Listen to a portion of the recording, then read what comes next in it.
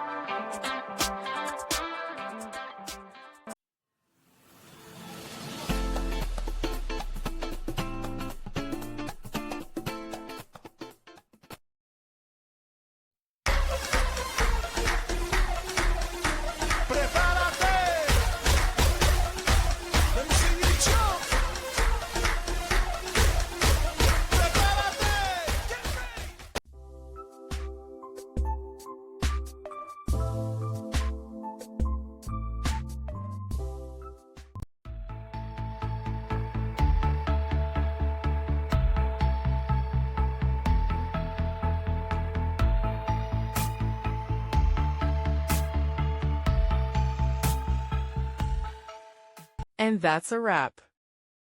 I hope you found the answer you were looking for. If you did, take a second to hit that subscribe button. It really helps out. And let me know in the comments which solution worked best for you. See you next time in the debug zone.